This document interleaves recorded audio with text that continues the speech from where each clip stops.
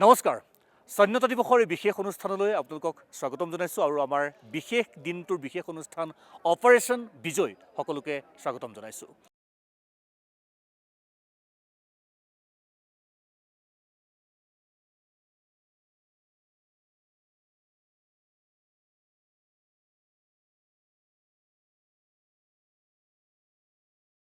মাত্ৰ কেইদিনমান পূৰ্বে কাৰ্গিল যুদ্ধৰ ২৫টা বছৰ সম্পূৰ্ণ হ'ল আৰু আমাৰ দেশৰ প্ৰতিৰক্ষা বিভাগ তথা সেনা বাহিনীৰ তৰফৰ পৰা অতি আড়ম্বৰপূৰ্ণভাৱে কাৰ্গিল যুদ্ধৰ ৰূপালী জয়ন্তী উৎসৱ উদযাপন কৰিলে। আৰু কাৰ্গিল ৱাৰ মেমৰিয়েলত দ্ৰাছ ভেলীত থকা কাৰ্গিল ৱাৰ মেমৰিয়েলত অনুষ্ঠিত এই ৰূপালী জয়ন্তী অনুষ্ঠানতেই শৌৰ্য বীৰ্যৰ প্ৰতীক ভাৰতীয় সেনাৰ সেই শক্তিসমূহ অতি নান্দনিকতাৰে তুলি ধৰা হ'ল। আৰু আজি এই বিশেষ দিনটোত পবিত্ৰ স্বাধীনতা দিৱসৰ এই পবিত্ৰ মুহূৰ্তত আমি কাৰ্গিলৰ যুদ্ধৰ ২৫টা বছৰৰ সকলোখিনি দিশ স্মৰণ কৰি কিদৰে কাৰ্গিল যুদ্ধত আমাৰ বীৰ জোৱানসকলে দেশক নিৰাপত্তা সুনিশ্চিত কৰি শত্ৰুক পৰাভূত কৰিছিল, কিদৰে আমাৰ ভাৰতীয় সেনা জোৱানসকলে আত্মবলিদান দি অনাগত ভাৰতৰ বাবে নিজক উৎসৰ্গা কৰিছিল, সকলোখিনি বিষয় চালি জাৰি খুটি নাটি মাৰি পুংখানুপুংখভাৱে আমি দেখুৱাবলৈ চেষ্টা কৰিম। প্ৰথমতে আমি দেখুৱাব বিচাৰিছোঁ 1999 চনৰ সেই সময়ছোৱাৰ কথা, যুদ্ধৰ সময়ছোৱা। কি এক পৰিৱেশত যুদ্ধ আৰম্ভ হৈছিল, কিদৰে পাকিস্তানী সেনাই ভাৰতীয় সেনাৰ ষড়যন্ত্ৰৰ সুযোগ লৈ প্ৰতিকূল বতৰত যিদৰে তেখেতসকলে যুদ্ধৰ সেই বিভীষিকাময় পৰিৱেশৰ পৰা দুই পক্ষ আঁতৰি থাকে, কিন্তু তাৰ সুযোগ লৈ পাকিস্তানী সেনাই কিদৰে আগ্ৰাসন চলাইছিল আৰু কিদৰে ভাৰতীয় সেনাই তাৰ প্ৰত্যুত্তৰ দিলে, প্ৰথমতে সামগ্ৰিকভাৱে ২৫টা বছৰৰ সেই আগৰ সময়লৈ ঘূৰি যাব বিচাৰিছোঁ।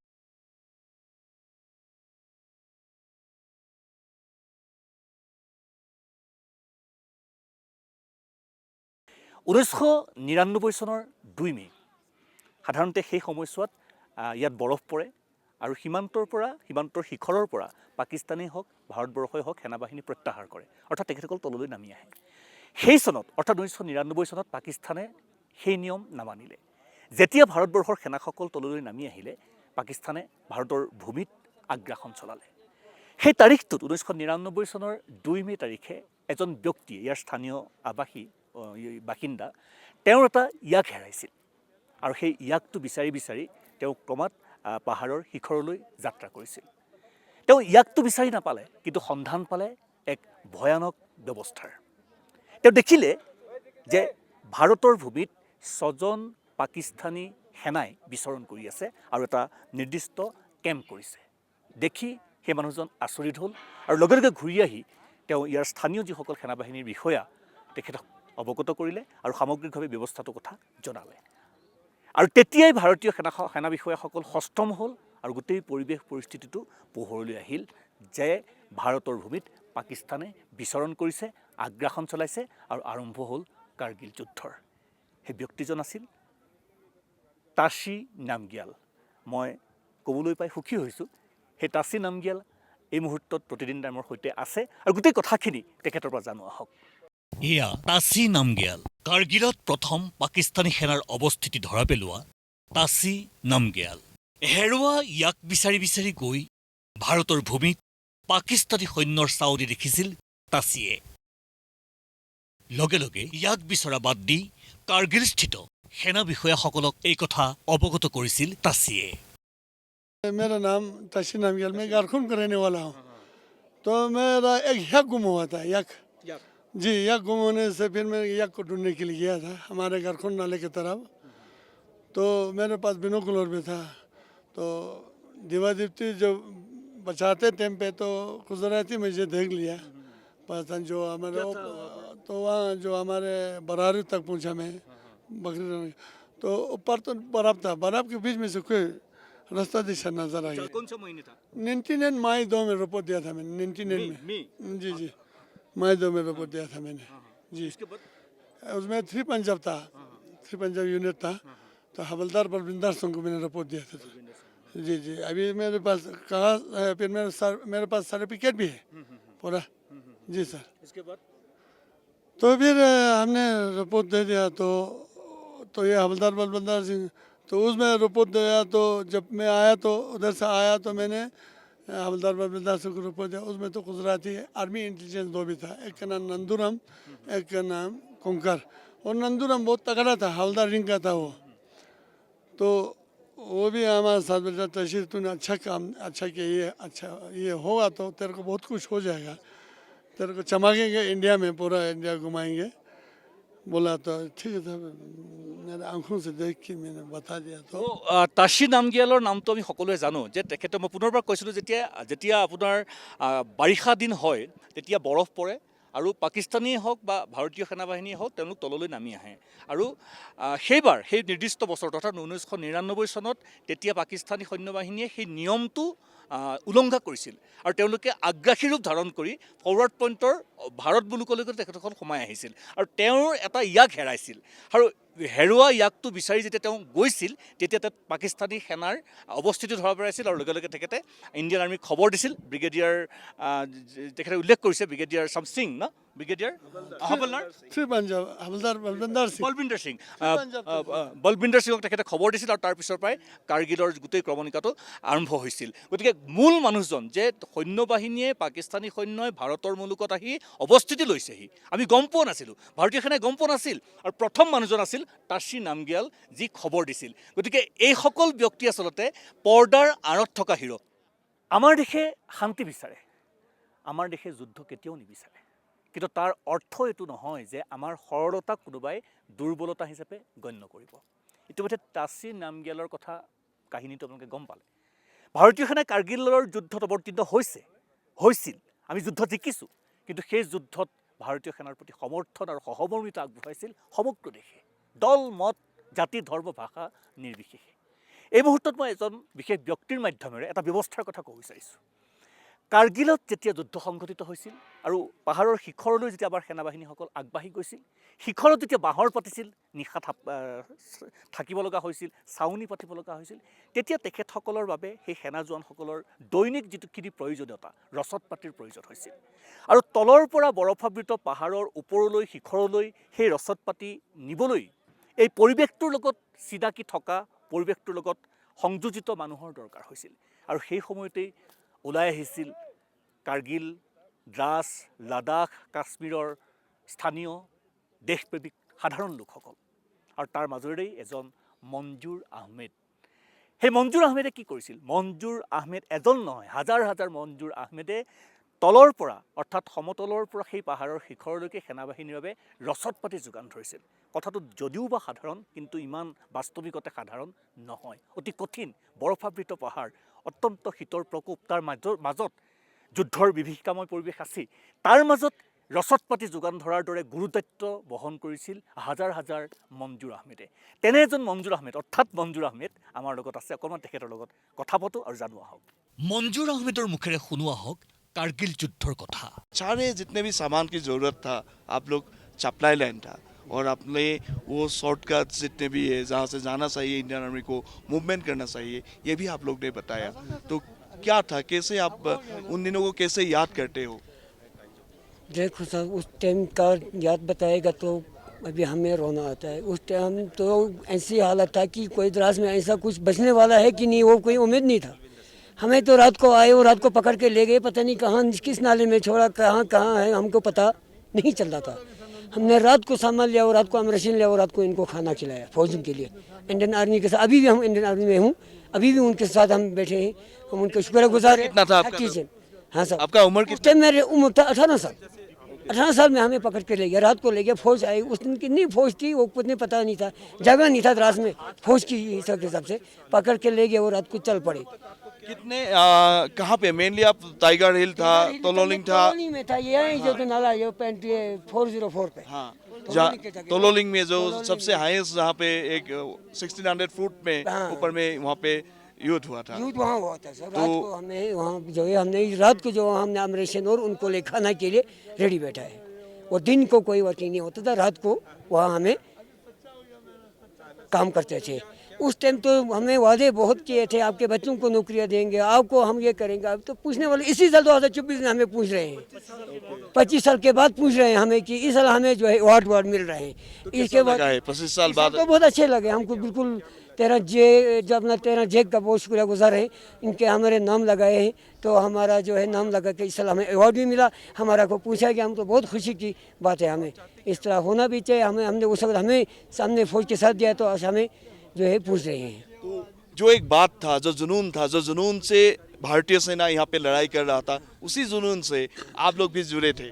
हाँ सर, लोकल पीपल का सपोर्ट भी था। पूरा सपोर्ट थे सब, हमें उनके साथ बिल्कुल, हम इंडियन आर्मी के साथ आज तक बिल्कुल तैयार बिल्कुल बैठे हैं।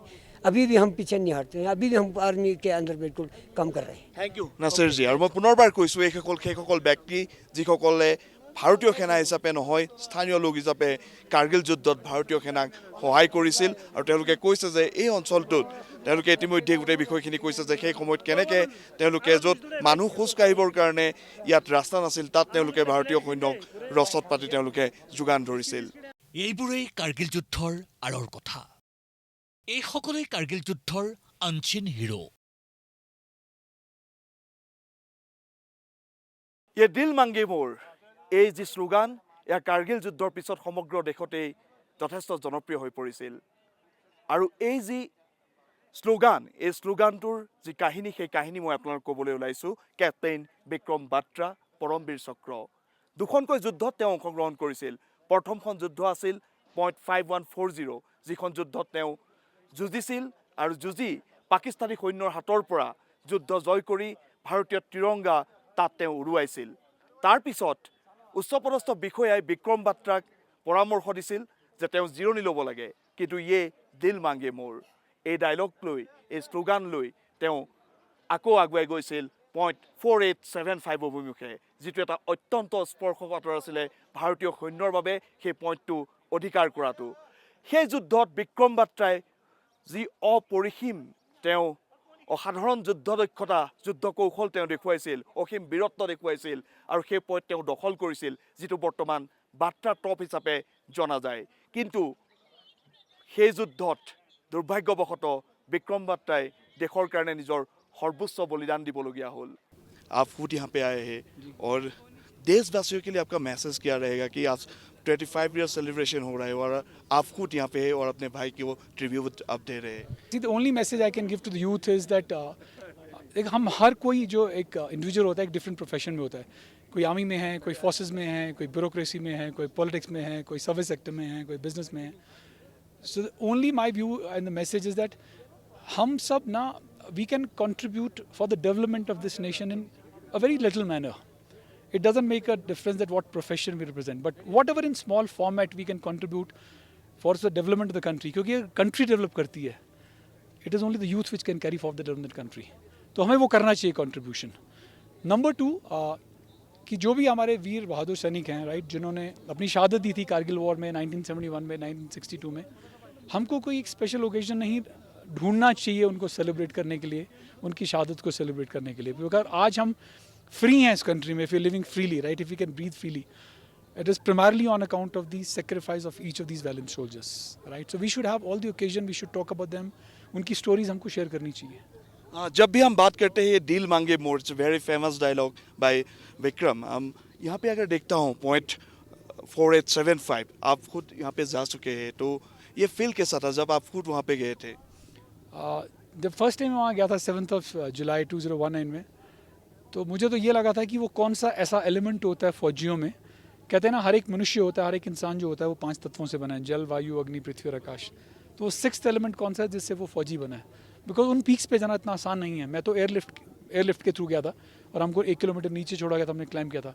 बट आप ये सोचिए कि जब वीर बहादुर सैनिक, जब युद्ध की लड़ाई चल रही थी, कारगिल युद्ध की, और जब वो 7, 8, 10 किलोमीटर ऊपर चढ़े थे, ऑक्सीजन कम है, आपको ऊपर से पूरी बॉम्बार्डमेंट आ रही है, आपकी बुलेट फायरिंग हो रही है, आपको आर्टिलरी शेल्स आ रहे हैं, right, how these people would have managed to climb and still push the enemy behind.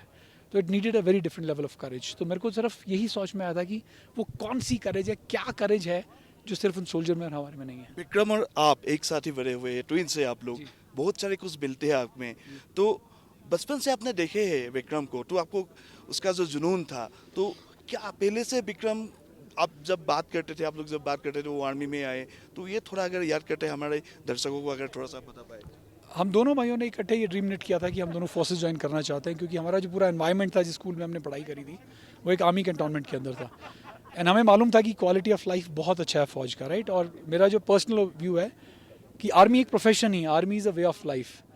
और दूसरा ऑफ कोर्स यू नो दोनों हमारे पेरेंट्स टीचर्स थे, right. My father was a principal, my mother was a teacher, right. और हमारे parents हमको बहुत सारी स्टोरीज, जब छोटे बच्चे होते थे हम 4th क्लास 5th क्लास में, तो बहुत सारी स्टोरीज हमको मम्मा सुनाया करती थी, यू नो, चाहे वो चंद्रशेखर आज़ाद की थी, चाहे वो भगत सिंह जी की थी, जितने भी हमारे फ्रीडम फाइटर्स थे या जितने भी वैलेंट सोल्जर्स थे। परमवीर चक्र एक सीरियल आता था जहाँ पे हम बहुत स्टोरीज देखते थे, जो 15-16 वीर चक्र पहले मिले थे, परमवीर चक्र। तो वहीं से हमारा जो सारा ड्रीम था वहीं से शुरू हुआ था फौज ज्वाइन करने का। एक लेटर था, आपने बात किया था एक लेटर की कि जब आप वार चल रहा था एक लेटर आपके पास आया था, तो थोड़ा सा यही याद है, अगर आप थोड़ा सा हमारे साथ शेयर कर। तो मेरे साथ एक नहीं, इनफैक्ट विक्रम ने 4 लेटर मुझे लिखे थे।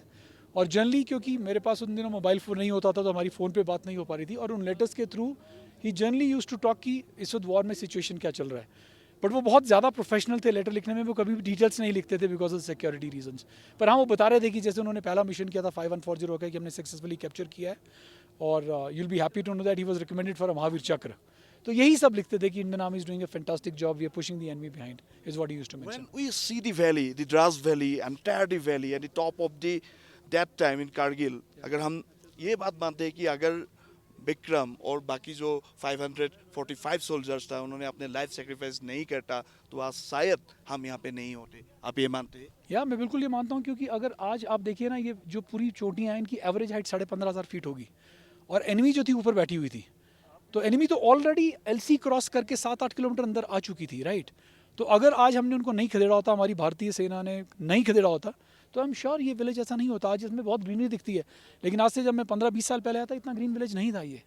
तो ऑफकोर्स ये विलेज मेरे ख्याल से रहता ही नहीं हमारे पास इंडिया की टेरिटरी में। भाई के लिए अभी अगर आप, मुझे पता है कि विक्रम के लिए भी कुछ आपका मन में अभी होगा जो आप बताना चाहते हैं, तो क्या मैसेज होगा विक्रम के लिए? विक्रम कंटिन्यूज टू लिव, कहते ना, सोल्जर नेवर डाइज। तो मेरा यही मैसेज है, विक्रम भाई, you continue to live here and you continue to guard these peaks.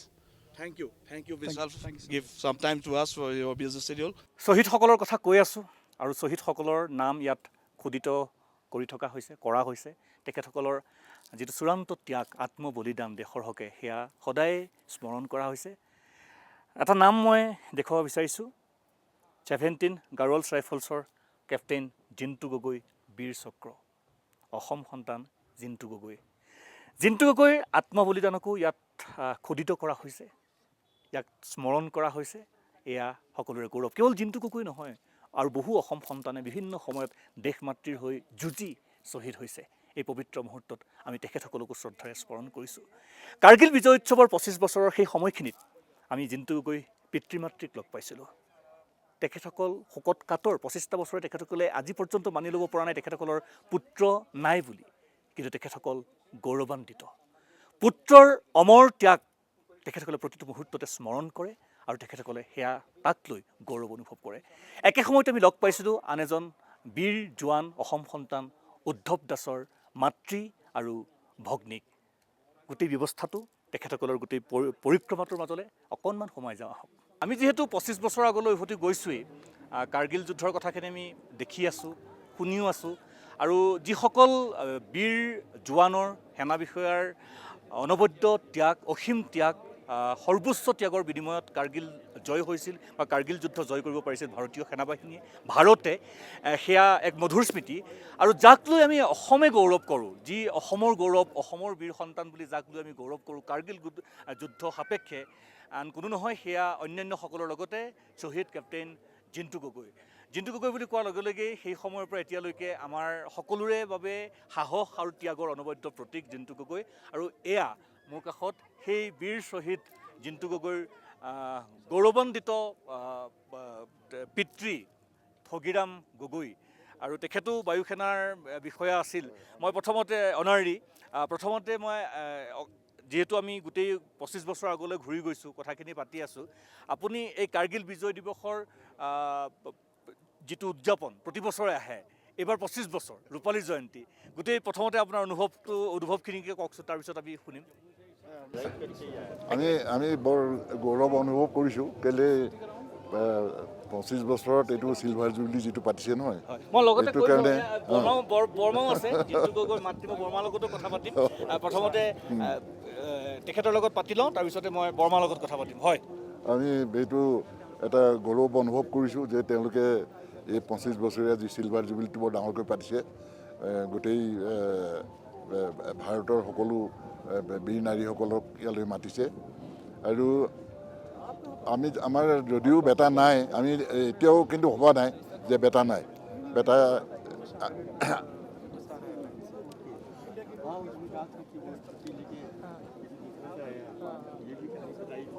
এয়া মানে মানে আমাৰ মাজত জীয়াই আছে আৰু। হয়, সকলোৰে মাজতে জীয়াই আছে। অকল আপোনালোক মানে সেইটোতো কেতিয়াও সেই ঘাঁহ টুকুৰা পাহৰিব নোৱাৰি।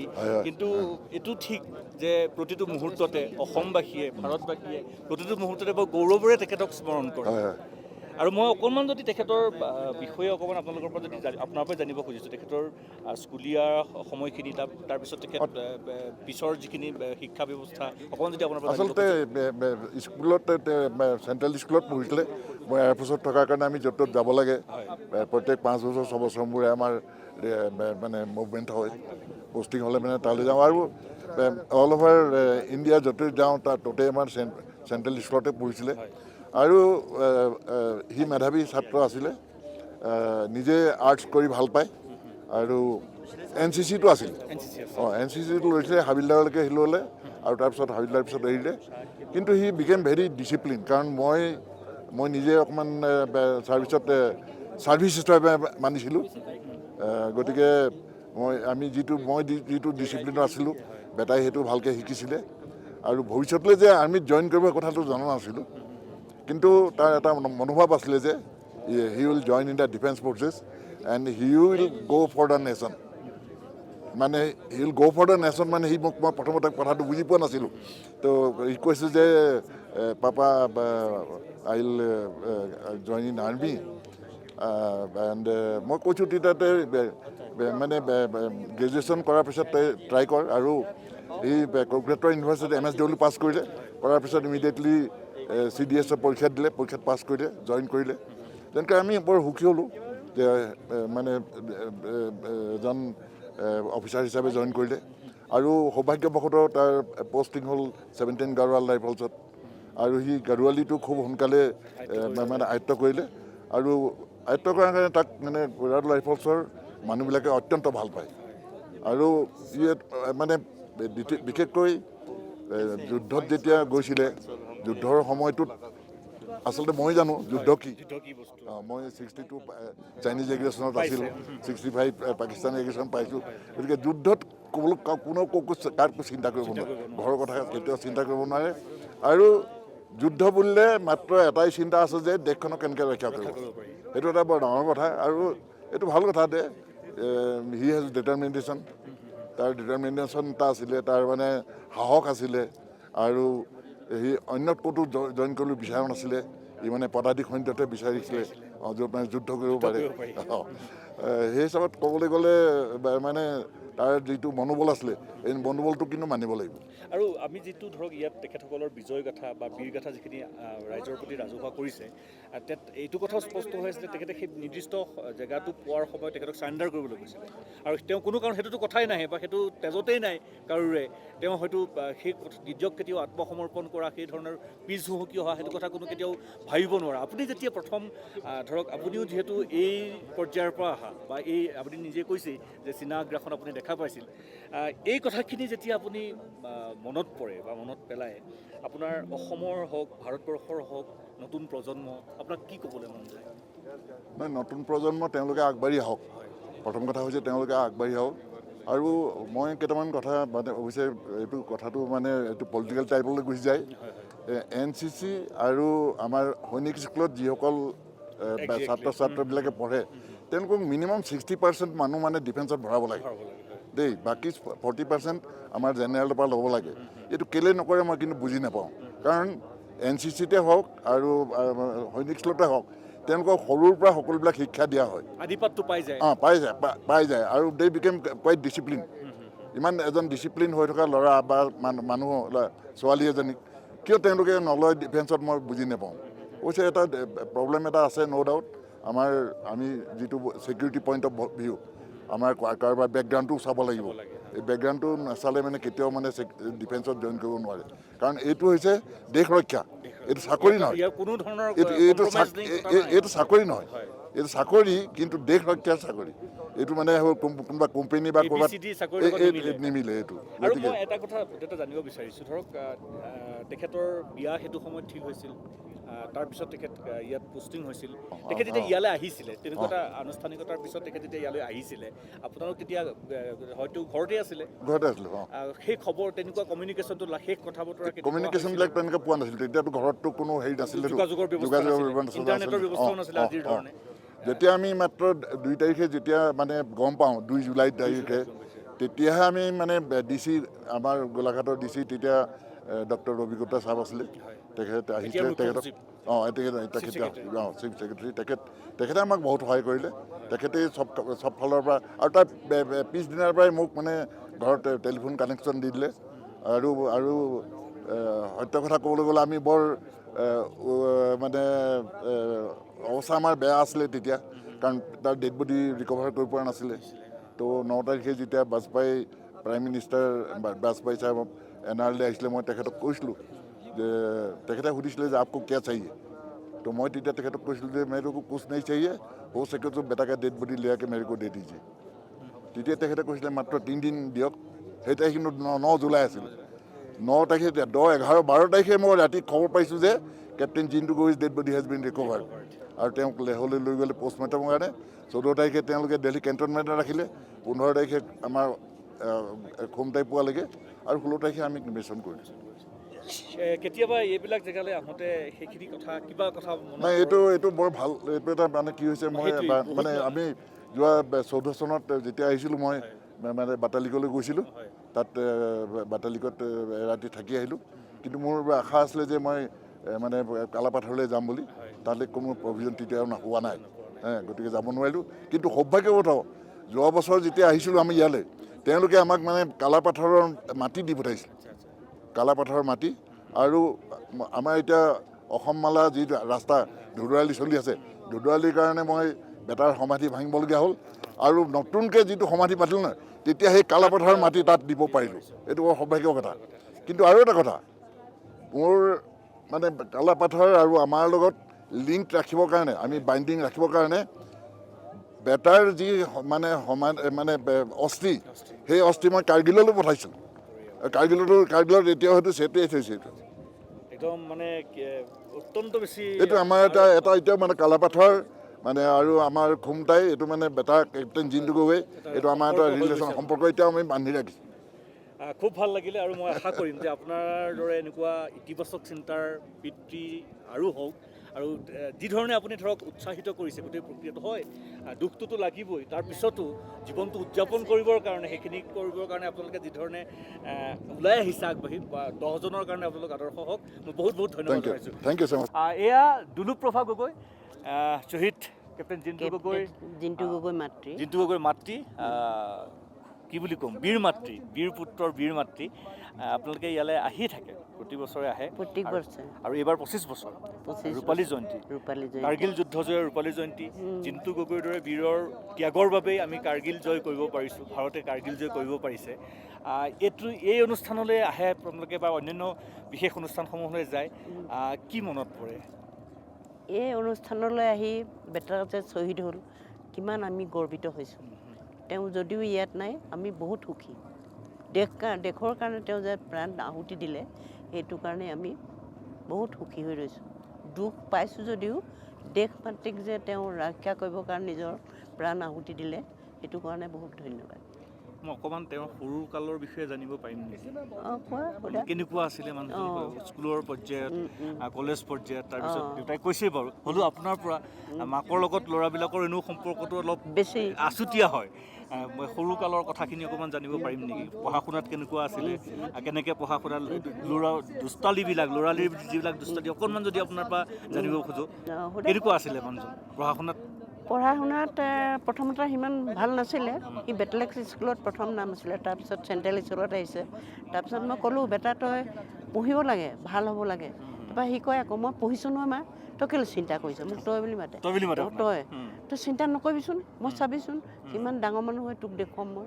ডাঙৰ মানুহে দেখুৱাব লাগিব ডাঙৰ মানুহ কৈছে মোক মানে কৈয়ে থাকে তই ইমান কেলৈ চিন্তা কৰ মোক কয় এই মই বোলো তই চিন্তা কৰ তই এটাই মোৰ ল'ৰা তই আকৌ ভাল হ'ব লাগিব ন বাইদেৱে কেনেকৈ পঢ়িছে তোৰ বাইদেউ পঢ়িতে তই বাইদেউতকৈ বেছি পঢ়ি ডাঙৰ মানুহ হ'ব লাগিব আমিতো কিমান দুখীয়া পৰিয়ালৰ মানুহ তাক প্ৰত্যেক সময়তে কওঁ তোৰ উৎসাহ হ'ব লাগিব উদ্দীপনা সকলো সময়তে তই ভালদৰে কথা বতৰা মানুহৰ লগত পাতিব জানিব লাগিব একোটা বদমাচি কৰিব নালাগে তেতিয়া সি কয় মই বদমাচি কৰোঁ জানো মই নকৰোঁ নহয় তাৰপৰা সি সঁচাকৈও বদমাছৰ কাম কেতিয়াও নকৰে সি ক'ৰবাত যদি মিছা কথা এটা ক'ৰবাৰ আগত কয় ন মই মিছা কথা ক'ব কেতিয়াও নাপায় বেটা কেতিয়াও জীৱনত মিছা কথা নকবি সদায় সত্য পথত যাবি তেতিয়া সি কৈছে সঁচা দেই বাৰু মা বোলে তই কথাবোৰ বোলে সঁচাকৈ কওঁ মোক বোলে বোলো আৰু কি তইতো এটাই লোৱা তই একো ভাল নহ'লে আমাৰ কেনেকৈ হ'ব আমাক তই দেখুৱাব লাগিব ন আমি কোন এতিয়া আপোনাৰ ল'ৰাই আপোনাক দেখুৱাই নহয় বা দেউতাক দেখুৱাই নহয় ৰাজ্যবাসীক দেখুৱালে অসমবাসীক দেখুৱালে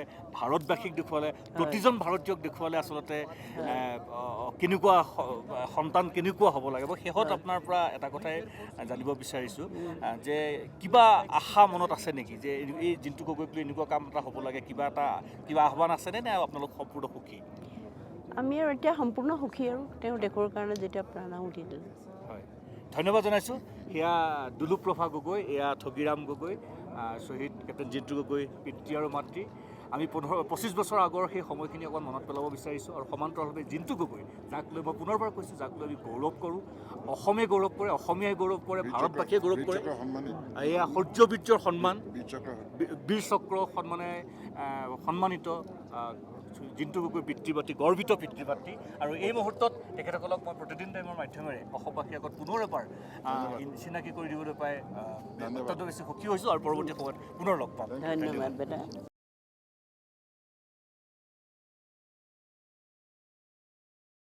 এয়াই হ'ল আমাৰ বীৰ শ্বহীদসকলৰ বীৰগাথা এইখিনিতে এটা বিশেষ তথ্য মই উল্লেখ কৰিব বিচাৰিম আৰু ভাৰতীয় সেনাবাহিনী তথা প্ৰতিৰক্ষা বিভাগলৈ আহ্বানো জনাব বিচাৰিম ইতিমধ্যে বিক্ৰম বাৰ্তাৰ কাহিনীটো আপোনালোকে গম পাইছে আৰু সেই ধৰণে যথেষ্ট বীৰ জোৱানৰ বীৰগাথা ইয়াত নিহিত হৈ আছে কাৰ্গিলত নিহিত হৈ আছে বিক্ৰম বাৰ্তাৰ যি অসীম পৰাক্ৰম সেই পৰাক্ৰমক স্বীকৃতি দি বাৰ্তাত্ৰপ তেওঁৰ নামেৰে তেওঁৰ উপাধিৰ নামেৰে ইয়াত বাৰ্তাত্ৰপ নামাকৰণ কৰা হৈছে ঠিক একেদৰে কেপ্টেইন হানিফ যাৰ বীৰত্বৰ মাধ্যমেৰে যুদ্ধত জয় সম্ভৱ হৈছিল আৰু সেই হানিফৰ নামেৰে ছেক্টৰ হানিফ বুলি এটুকুৰা ঠাই নামাংকিত কৰা হৈছিল আমাৰ হাতত আহি পৰা তথ্য অনুসৰি ভাৰতীয় সেনাবাহিনীৰ মাজত অনানুষ্ঠানিকভাৱে যি স্থানত জিন্তু গগৈয়ে প্ৰাণত্যাগ কৰিছিল সেই নিৰ্দিষ্ট এলেকাখিনি গগৈ ট্ৰপ হিচাপে জনাজাত মই পুনৰবাৰ কৈছোঁ এয়া সম্পূৰ্ণ অনানুষ্ঠানিক তথ্য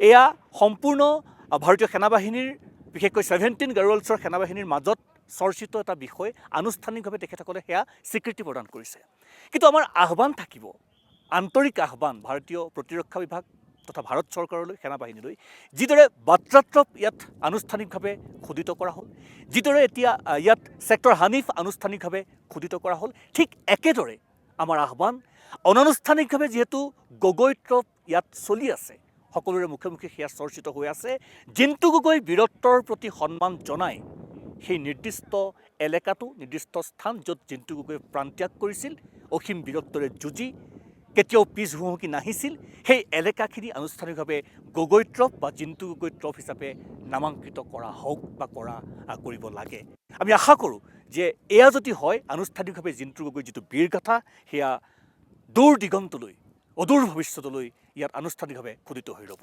গতিকে এয়াই এই অনুষ্ঠানৰ মাধ্যমেৰে আজি স্বাধীনতা দিৱসৰ পবিত্ৰ দিনটোত অসমবাসী ৰাইজৰ হৈ উত্তৰ পূবৰ ৰাইজৰ হৈ আমাৰ আহ্বান ভাৰত চৰকাৰৰ প্ৰতি কাৰ্গিল যুদ্ধত অসমৰ আৰু এজন বীৰ পুত্ৰই দেশৰ কাৰণে নিজৰ জীৱন উচৰ্গা কৰিছিল 197 ফিল্ড ৰেজিমেণ্টৰ উদ্ধৱ দাস তেওঁ গানাৰ হিচাপে কাম কৰিছিল আৰু তেখেতৰ মাতৃ আৰু তেখেতৰ ভনীয়েক আজি ইয়াত কাৰ্গিলত আহি উপস্থিত হৈছেই আৰু যিহেতু ইয়াৰ যি ৰূপালী জয়ন্তী সমাৰোহ আয়োজন কৰা হৈছে তেওঁলোকক তালৈ আমন্ত্ৰণ কৰা হৈছে এই মুহূৰ্তত সকলোৱে আৱেগিক হৈ আছে এয়া যদিও উদযাপন কিন্তু মই পুনৰবাৰ কওঁ ইয়াত সেই 545 জন শ্বহীদৰ শ্ৰদ্ধা জনোৱা হৈছে যিসকলৰ জীৱনৰ বিনিময়ত আজি এই সমগ্ৰ দ্ৰাছ লাডাখ অঞ্চলটোত ভাৰতৰ অখণ্ডতা সাৰ্বভৌমত্ব অটুট আছে মই আপোনাৰ ওচৰলৈ আহিছোঁ আপোনাৰ পুত্ৰ উদ্ধৱ দাস তেখেতে নিজৰ জীৱন উৎসৰ্গা কৰিলে আৰু নিশ্চয়কৈ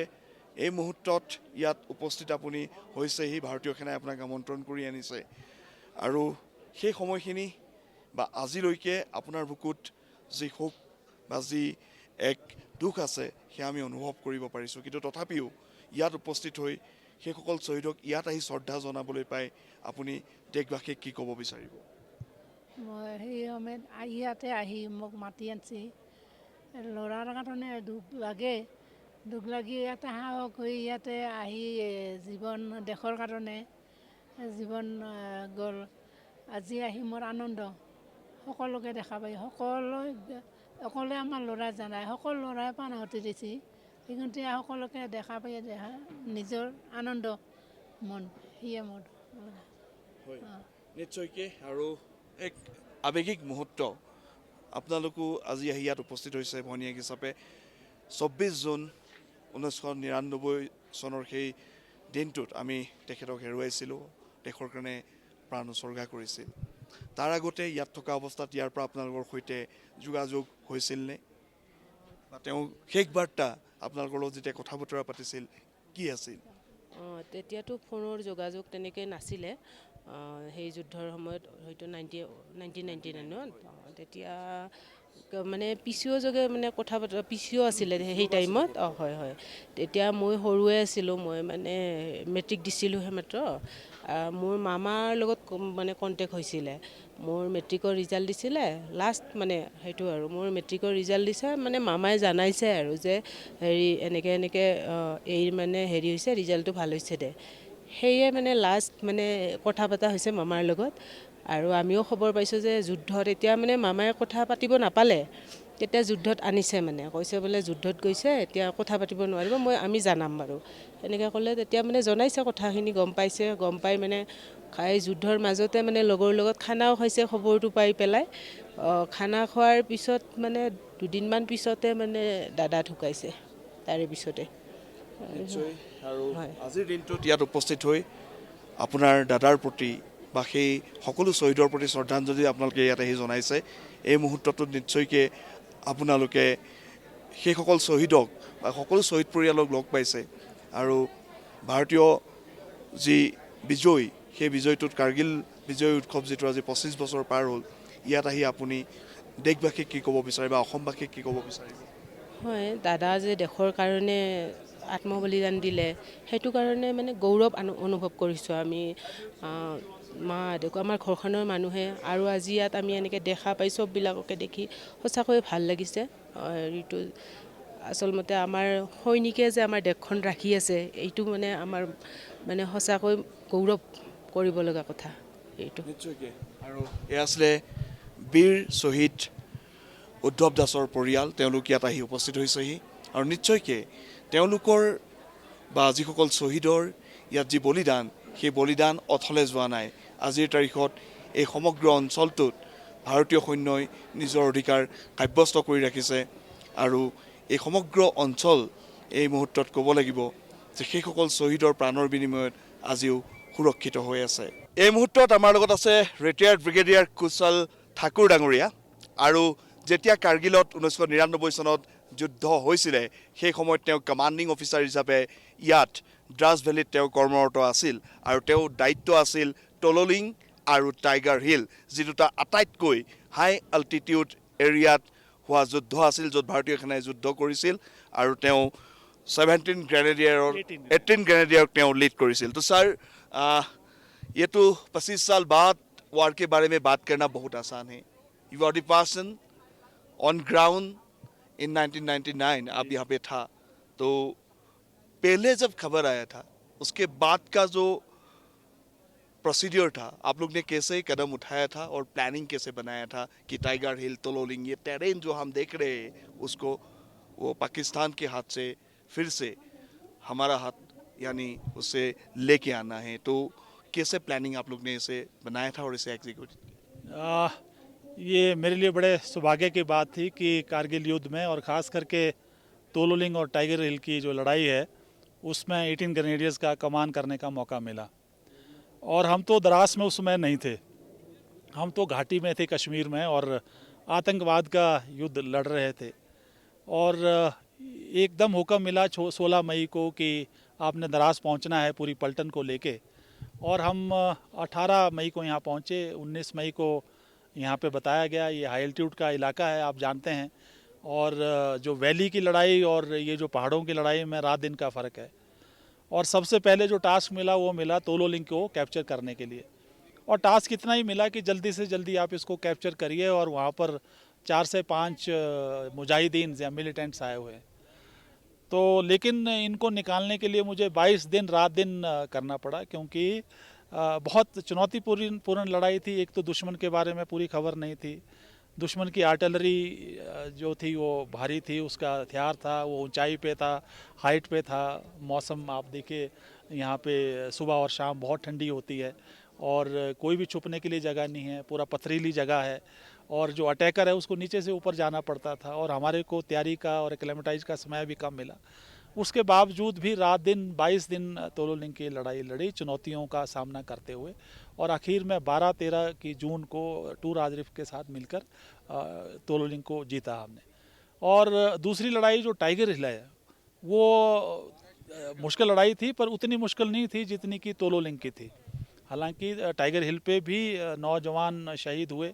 आप देखिए सबसे ऊंची चोटी है वहाँ पे और पूरा द्रास का इलाका वहाँ से नज़र आता है।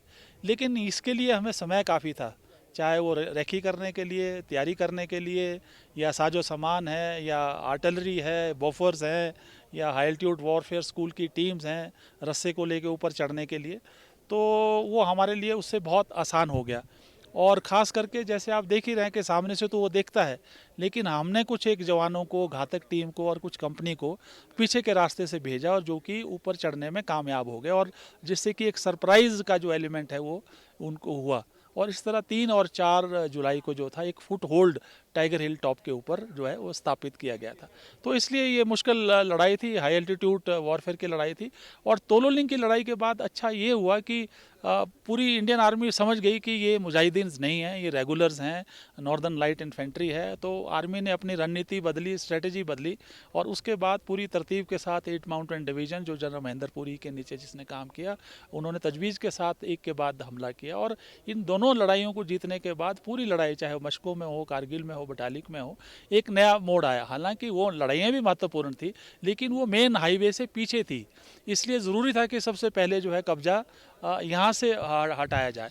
तो इसलिए जो टर्निंग और एक साइकोलॉजिकल जो एक स्ट्रेटेजिकल विक्ट्री थी वो इन दोनों चोटियों को जीतने के बाद प्राप्त हुई।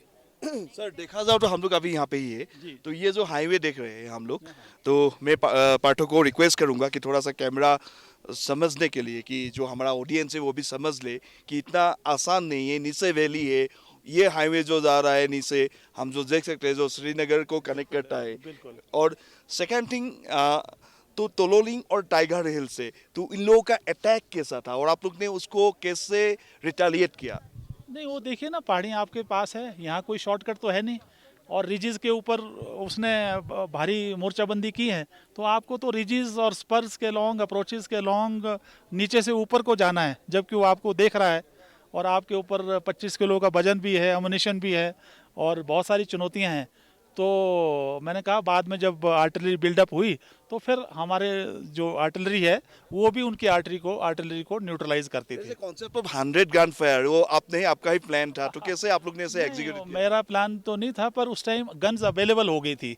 120 गन जो थी वो टाइगर हिल के लिए लगाई गई। मल्टी बैरल रॉकेट लॉन्चर से बिल्कुल इसको न्यूट्रलाइज किया गया हमले से पहले। मतलब और वो नीचे रहेगा, नीचे से फायर हुआ था? हाँ, नीचे से मल्टी बैरल रॉकेट लॉन्चर्स ने, बॉफर्स ने, आर्टिलरी ने फायर किया और पूरा टाइगर हिल को बिल्कुल न्यूट्रलाइज किया। और उसके बाद जो है 18 ग्रेनेडियर्स ने तीनों डायरेक्शन से और घातक ने पीछे से हमला करके इसके ऊपर विजय हासिल की। थैंक यू सर, आपने इतना टाइम दिया। और 25 साल बाद आप जब यहाँ पे आए हो, और ये जो अभी का यहाँ का जो इंफ्रास्ट्रक्चर डेवलपमेंट है, कैसा आपको लगता है कि ये अभी, उस टाइम तो बहुत डिफिकल्ट था, तो अभी हम यहाँ पे जितने भी इंडियन आर्मी ने हो, भारत सरकार ने जो इंफ्रास्ट्रक्चर डेवलपमेंट किया है, अगर हम लोग उसको देखें तो बहुत ये महत्वपूर्ण है? बिल्कुल उस टाइम तो आगे पोस्ट तक रास्ते भी नहीं थे, तो बॉर्डर में सिर्फ यहीं नहीं, सब जगह बॉर्डर एरिया में इंफ्रास्ट्रक्चर की बहुत डेवलपमेंट हुई। आपके रोड्स बन गए, आपके हेलीपैड्स बन गए, और आप देखिए जो वेपनरी है वो पूरी मॉडर्नाइज हो गई, टेक्नोलॉजी आ गया, ड्रोन से आप सर्वेलेंस रख सकते हैं, इलेक्ट्रॉनिक वॉरफेयर में बहुत महत्वपूर्ण एनहांसमेंट हुई है। तो आज की जो सेना है और पूरा, और आत्मनिर्भर की हम बात करते थे, आज देखिए बहुत बाहर के देशों से हमको हथियार और अम्युनिशन मंगाना पड़ता था, आज अपने देश में पैदा कर रहे हैं।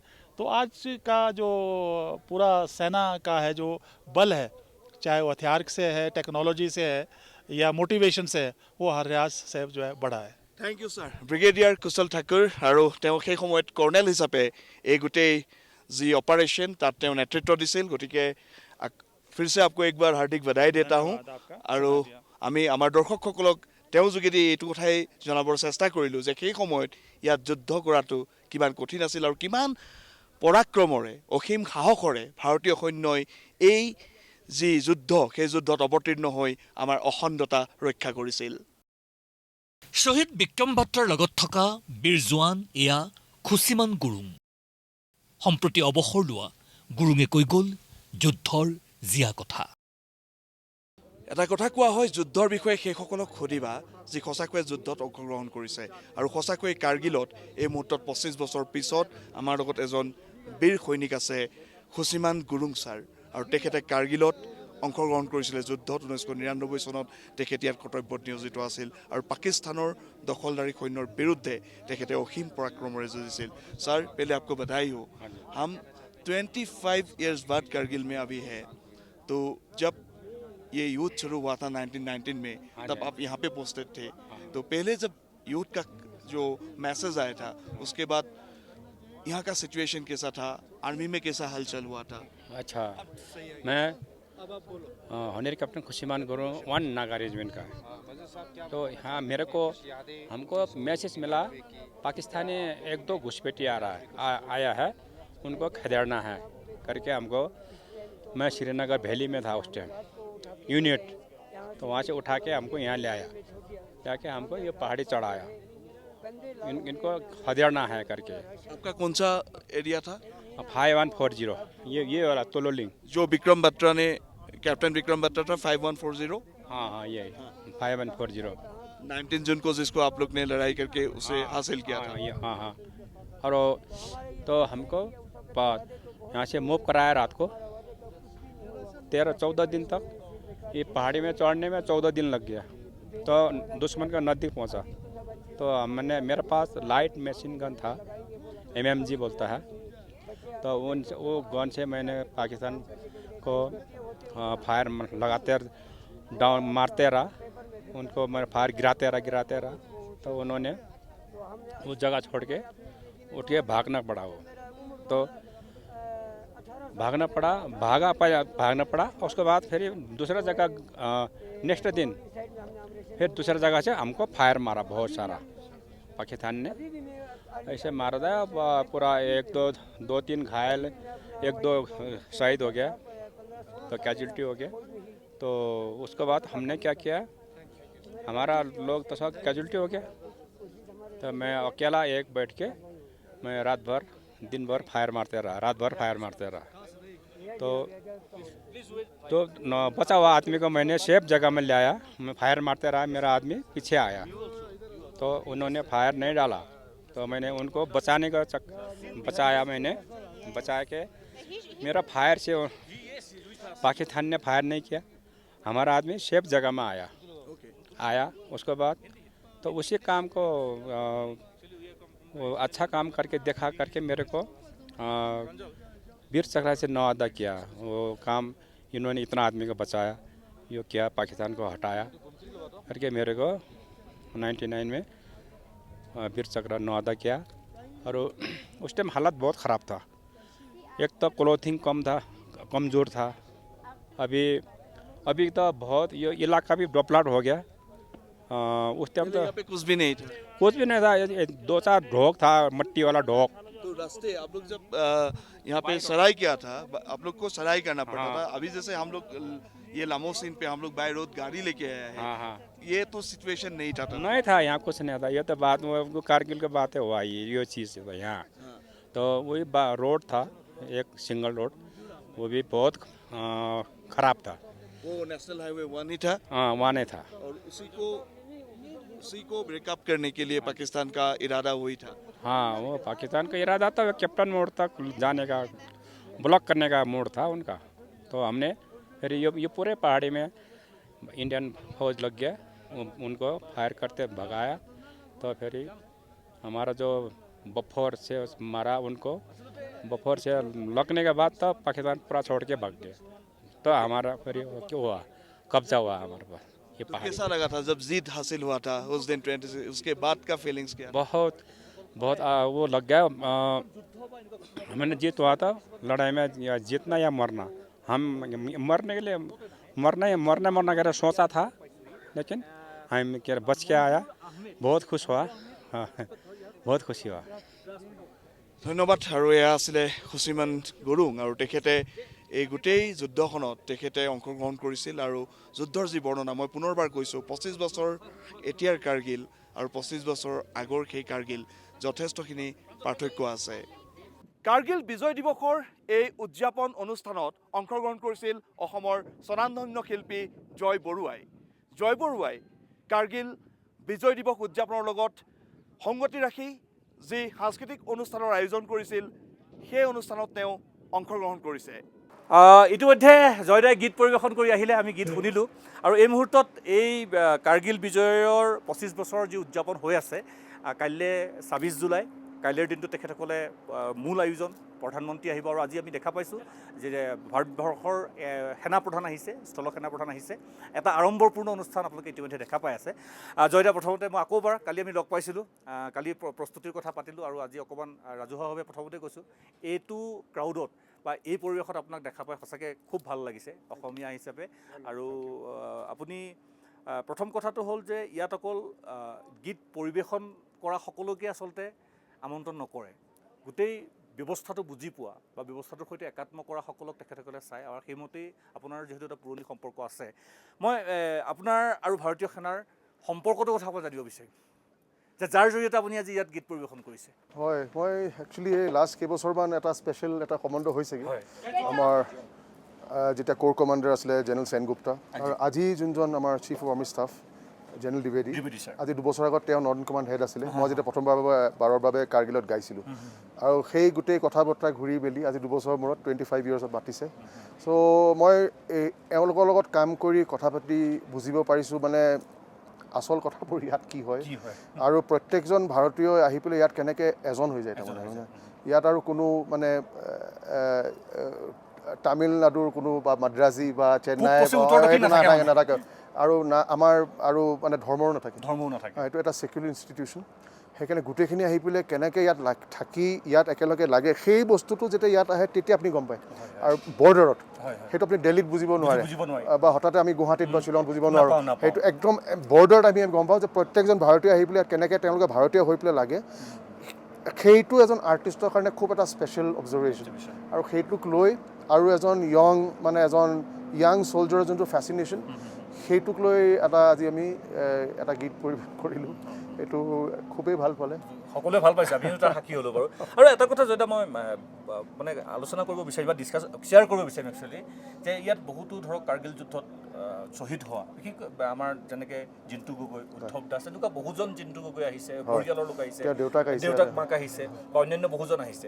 তেখেতসকলৰ লগত কথা পাতি যেতিয়া কথা পাতিছোঁ বা তেখেতসকলৰ ভাষ্য গ্ৰহণ কৰিছোঁ, তেখেতসকলে এটা কথা কৈছে যে মনত বিষাদটো আছে, হেৰুৱাৰ বেদনাটো থাকিবই, কিন্তু তাৰোপৰি তেখেতসকল গৰ্বিত মানে। আৰু সেই কথাটো তেখেতসকলে দেশৰ কাৰণে প্ৰাণ ত্যাগ কৰাটো তেখেতসকলে ইমান বহুল মানে গভীৰভাৱে এইটো গ্ৰহণ কৰিছে, খুব ভাল লগা। মই আপোনাক এইটো কাৰণে এইটো কথাই উনুকিয়াব বিচাৰিছোঁ যে আপুনি কিবা দেশবাসীৰ প্ৰতি বিশেষকৈ অসমৰ যুৱ প্ৰজন্ম আমাৰ বিশেষকৈ আপোনাৰ পাঞ্জাৱেই হওক বিহাৰ হওক উত্তৰ প্ৰদেশ হওক ভাৰতীয় সেনাৰ লগত যিটো মই কোৱা নাই যে কম্পেৰিটিভলি খুব বেছি আমিও যাতে অসমীয়া যুৱকসকল অসমীয়া যুৱক যুৱতীসকল এই ফিল্ডখনত যে নহয় এখন পৃথিৱীখন অকণ বেলেগ কিন্তু আপোনাৰ আহ্বান মই ভাবোঁ সেই আমাৰ উঠি অহা যোনখিনি প্ৰজন্ম আছে অলপ এনেকুৱা বস্তু আমি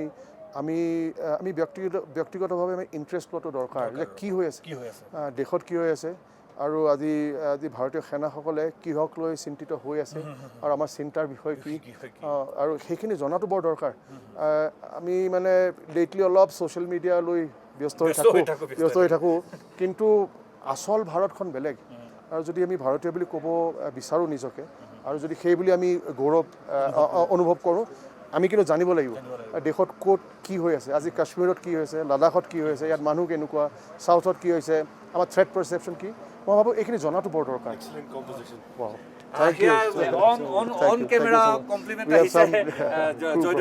Thank you so much. মই পুনৰবাৰ কৈছোঁ যে আমি অত্যন্ত বেছি আনন্দিত যে এনেকুৱা ধৰণৰ পৰিৱেশ এটাৰ মাজত This is actually we come from Assam and I'm Sunil Bhuya and he's my home state This is the channel Protidin from Assam. We are regional channel but we come to here they come all the way to cover this but Joy Burua It was thank you. It was an honor singing for you. I hope we do more of this. Thank you so much. All the best.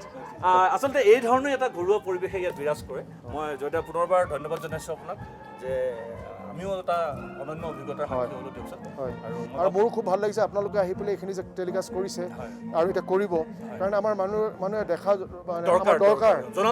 দৰকাৰো মানে আমাৰ অসমৰ বাহিৰত ভাৰত আছে ভাৰতত কি হৈ আছে কাৰণ সেইখিনি বস্তুক আমাক এফেক্ট কৰে আমি অকলে জীয়াই নাথাকোঁ we don't exist in a bubble আজি কাশ্মীৰত কি হৈছে দিল্লীত কি আমাক এই বস্তুটো আপোনালোক আহিছে ইমান দূৰ এইটো কাৰণেও মানে I think I am very grateful to all of you to প্ৰতিদিন থেংক ইউ জয়দা আকৌ লগ পাম কেতিয়াবা থেংক ইউ এই মুহূৰ্তত আপোনালোকক আমি এনে কিছু দৃশ্যাংশ দেখুৱাবলৈ ওলাইছোঁ সেই দৃশ্যাংশ আপোনালোকে চোৱাৰ আগতে হয়তো আপোনালোকৰ বুকু কঁপি উঠিব পাৰে আৰ্মি ছিগনেল ক'ৰ তেওঁলোকৰ যিসকল জোৱান আছে তেওঁলোকৰ দুঃসাহসিক মটৰ চাইকেল যি প্ৰদৰ্শন সেই প্ৰদৰ্শন আমি আপোনালোকক দেখুৱাবলৈ ওলাইছোঁ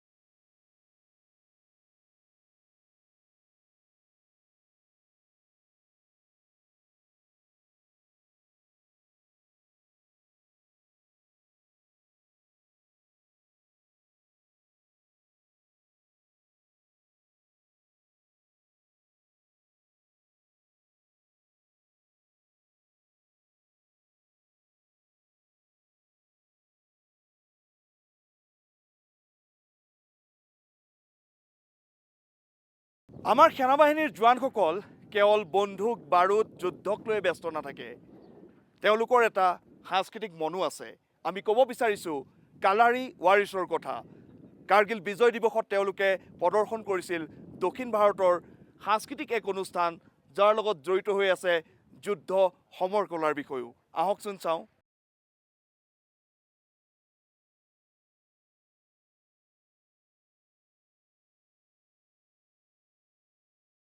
এয়া আছিল অপাৰেশ্যন বিজয়ৰ বিজয় গাথা এয়া আছিল অপাৰেশ্যন বিজয়ৰ আঁৰৰ সকলোখিনি কথা যাৰ মাধ্যমেৰে 1999 চনৰ 26 জুলাইৰ দিনটোত ভাৰতীয় সেনাবাহিনীয়ে পাকিস্তানী আগ্ৰাসনক সম্পূৰ্ণৰূপে পৰাভূত কৰি বিজয় ধ্বজা উৰুৱাবলৈ সক্ষম হৈছিল কাৰ্গিল দ্ৰাছ আদি সীমামূৰীয়া অঞ্চলসমূহৰ পাহাৰীয়া অঞ্চল বিশেষত মই পুনৰবাৰ উল্লেখ কৰিছোঁ স্বাধীনতা দিৱসৰ এই পবিত্ৰ মুহূৰ্তত আমি সকলোৱে স্মৰণ কৰিছোঁ আমাৰ সেনা জোৱানসকলৰ অমৰ বীৰ গাথাক যিসকলে আত্মবলিদান দিলে প্ৰায় 540 গৰাকী আনুষ্ঠানিক তথ্য আৰু প্ৰায় 1300তকৈও অধিক সেনা জোৱান আঘাতপ্ৰাপ্ত হৈছিল কাৰ্গিল যুদ্ধত সকলোৰে আশীৰ্বাদ তেখেতসকলৰ শিৰত আছিল আৰু যাৰ বাবে প্ৰতিকূল পৰিৱেশ প্ৰতিকূল অৱস্থা প্ৰতিকূল ব্যৱস্থা সকলো হেলাৰঙে অতিক্ৰম কৰি তেখেতসকলে বিজয় সাব্যস্ত কৰিব পাৰিছিল সেয়া আছিল 25 বছৰৰ আগৰ কথা পুনৰ কৈছোঁ আজি এই পবিত্ৰ মুহূৰ্তত সমগ্ৰ দেশবাসীয়ে কেৱল কাৰ্গিল যুদ্ধ বুলিয়েই নহয়